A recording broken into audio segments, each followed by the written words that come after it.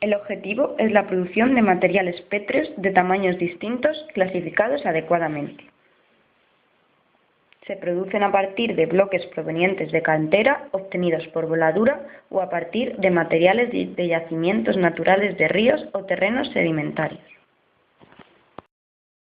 Se emplean para la fabricación de hormigón, fabricación de aglomerados asfálticos, bases granulares, subbases, capas de nantres y otras aplicaciones.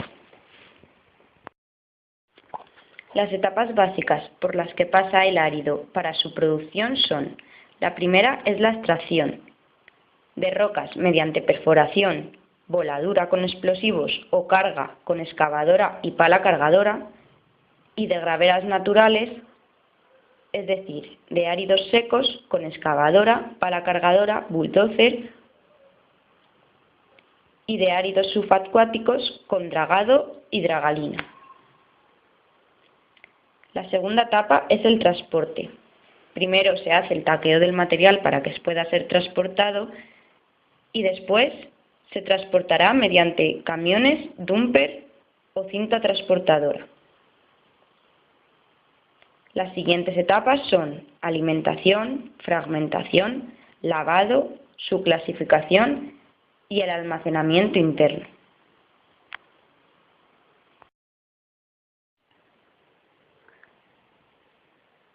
Los trenes de trituración. Es necesario realizar la trituración en varias fases, porque la relación de trituración es baja para obtener buenos rendimientos. Primero, someteremos al árido a una trituración primaria, es decir, a una primera reducción, desde el tamaño del bloque de voladura hasta unos 150 a 50 milímetros. La máquina trituradora está ligada directamente con el frente de cantera. Como norma, se puede considerar que la dimensión más pequeña de la boca de la trituradora debe ser superior a la dimensión interior de la cuchara de la pala.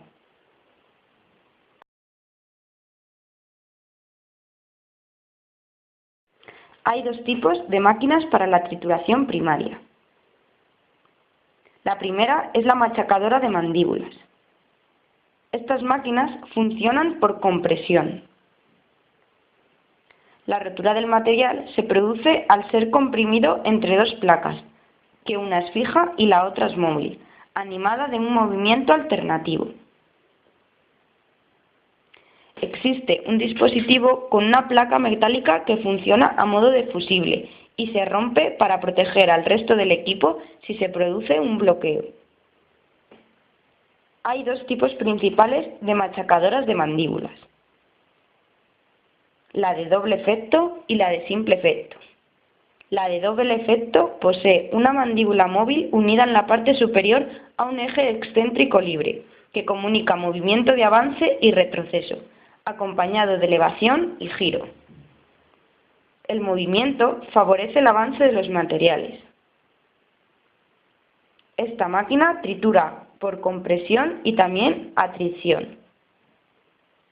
De aquí que venga el nombre de doble efecto. Supone un mayor desgaste con materiales abrasivos. En la trituradora de simple efecto, el desplazamiento de la mandíbula móvil es horizontal, de simple avance y retroceso, no en sentido vertical, y por tanto no hay atrición. La rotura se produce por compresión pura. Al no haber atrición, se producen pocos finos y hay menor desgaste de mandíbulas. Es buena para materiales abrasivos y rocas duras. El segundo tipo son las machacadoras giratorias. Consiste en dos superficies de machaqueo con forma de tronco de cono, una fija, interior, y la otra giratoria alrededor de la primera. Su capacidad es mayor que en las anteriores y se aprovecha mejor la energía que en las trituradoras de mandíbulas.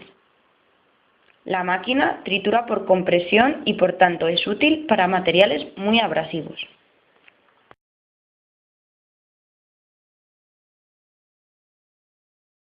En la trituración secundaria, el uso de las machacadoras es a partir de tamaños de entrada de entre 50 y 150 milímetros y 25 y 100 milímetros de salida. Se suele prever un silo regulador a la entrada de la trituración secundaria para absorber las variaciones de producción de la trituración primaria.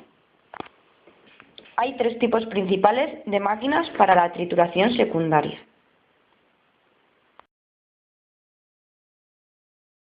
Las primeras son las trituradoras giratorias de cono ancho. Su principio de trituración es similar al de la trituradora giratoria antes nombrada, solo que se usa para etapas secundaria y terciaria.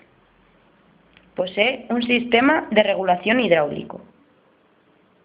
El cono es ancho y con menor pendiente para que la salida sea menos rápida. Así, el material está más tiempo en la trituradora, aumentando el rozamiento y por tanto se producen más finos. Por esta pendiente no es válido para áridos húmedos o pegajosos, ya que no resbalarían y no caerían para abajo. Es válida para producción de árido fino y arena, con un diámetro menor de 3 milímetros. Los dos modelos principales son con el eje del árbol apoyado en la parte superior, como las primarias, es decir, con travesaño, y con el eje del árbol libre en la parte superior y sostenido por la parte inferior, es decir, sin travesaño.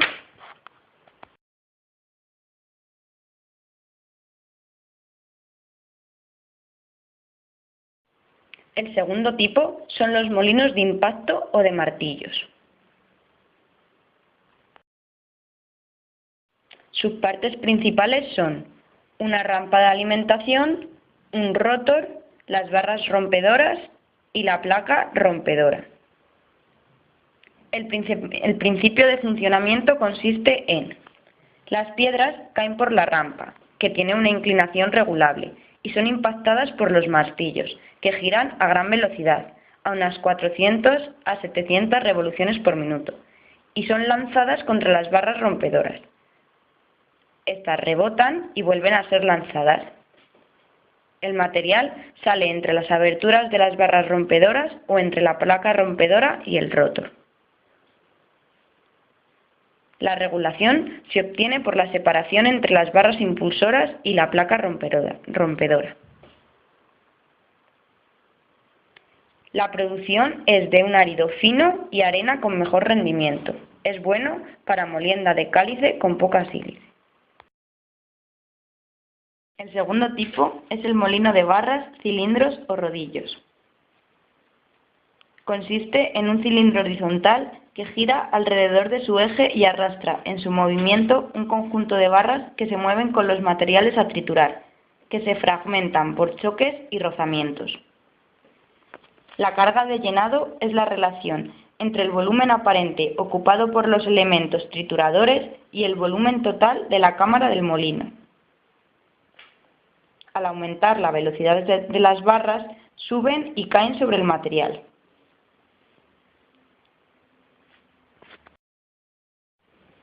Es típica para la producción de finos y para granulometrías entre 5 y 2 milímetros.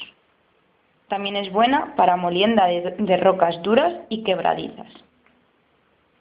Puede funcionar en vía seca o húmeda.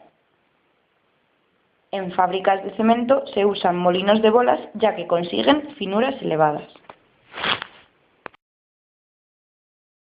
Por último, explicaré las normas básicas en trenes de trituración. La trituración óptima ha de ser de 4 a 1. No se introducirá material menor que la abertura de salida. Aprovecharemos la gravedad. Elegiremos motores con amplitud y evitaremos los arranques frecuentes. Además, estos motores deben de ser resguardados frente al polvo. También evitaremos los motores de explosión o sobredimensionarlos mucho. Necesitaremos una buena lubricación y un control permanente de los molinos. Por último, Hay que prever posible sustitución de las machacadoras y los molinos.